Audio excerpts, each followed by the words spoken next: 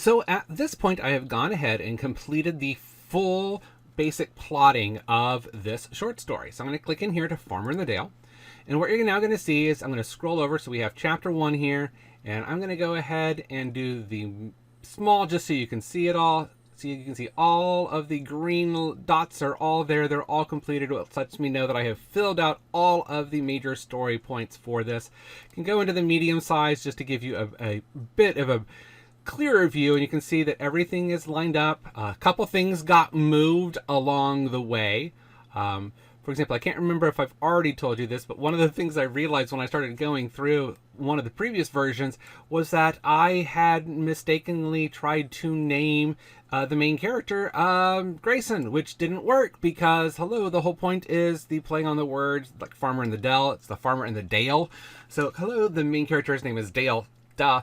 So I had to make sure I changed that throughout everything. But the big thing now is I have all of the major romance beats. So we got your opening hook, your inciting incident, your end of the beginning, my pitch point 1, my midpoint, pitch point 2, the crisis, the climax, and again, the final image resolution. So I have all of those major beats clearly marked in here. That's what that Jamie Gold line is for. And again, I do it all by chapter just because that's easy. And again, with these chapters, they're designed, because again, there's 30 of them, and this is still a short story or a novella. So those are going to be pretty short chapters. They are all pretty much get to the point. It's one of the nice things about this format is you don't waste much space in it. So that is some of the big things. So, but there are some nice things that you can do. I'm going to come back up here to the large. Just so you know, I can also flip it. If I click this little flip button here, what it's actually going to show you is I can go scroll down instead of scrolling across. So if you prefer to work that way, you can. Again, it looks exactly the same. It's just it flips it from being horizontal to basically being vertical. So something to think about if you are interested in that. One thing I do want to point out are the filters. So I'm actually going to go down to small so I can show you some of these filters. So we're going to click on the filter button, and I'm just going to click on the first one, which is Dale's point of view. And what it's going to do, oops, go to medium. So yeah, you see how some of them are now not bolded? That lets, or it's bolded, they're now shadowed. Those are the ones that are not Dale's point of view. So you can kind of go through and see which ones actually are Dale's point of view. And you're going to notice that obviously he is the main character, so most of them are through his point of view. But I do have Talget as my secondary character, so I can go back in and just look at the ones that are Talgets, which will be the opposite of the ones that were Dale. Now, see, here's something I just realized, so I have like 3 here in the middle that are all Talget. I might want to mix that. I may not. I have 4 at the end. I probably want to make sure that that's not all 4 Talget. So that is probably one I want to look at.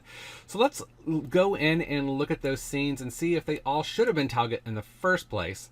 So I'm going to scroll over here to the last 4.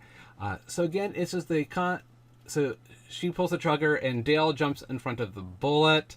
I think that probably is more of a Dale, since Dale's going to be the one jumping. I think it makes more sense to put that in Dale's point of view. So I'm actually going to switch that. Again, I just went over here to the tag and switched it to Dale. I'm going to click Saved. There's the arrest. That is perfectly fine. After the excitement, Dale sees Dale, so it's a lot more Dale. I do have it as a double POV, so that is the one chapter that does that. I may or may not switch that in the long run. I'll keep it for now, but that may be something I go with later. And of course, I do want the very last one, because I actually do have the very last scene from Talget's point of view. Other filters to look at. You can filter the different places and see. Because here's one I definitely know that I was thinking about getting rid of. So we have the Talget house. And if you look on here, I literally have in chapter 8, and then I have again in chapter 30. So I only have it in 2 different places. So I'm mainly like, you know what, maybe I don't want to do it at the house. I could just do it out at the farm, since that's a good general location. So that is a possibility, just to get rid of one other place. Because again, since this is a novella, you do want to think about, okay, how many characters do I have? How many places do we have people running to? And is that a little bit too many? So that is a consideration. But that's the nice thing about these filters, is that you can kind of just go through, look at them. I do want to point out one thing. So I had all these characters. I came up with this guy, Reggie Gonzalez. That was supposed to be one of one of Dale's friends. And look where I got him. I ended up just not using him because he didn't fit a secondary role, and so I ended up taking him out. So I do want to just get rid of him so he's no longer in my system.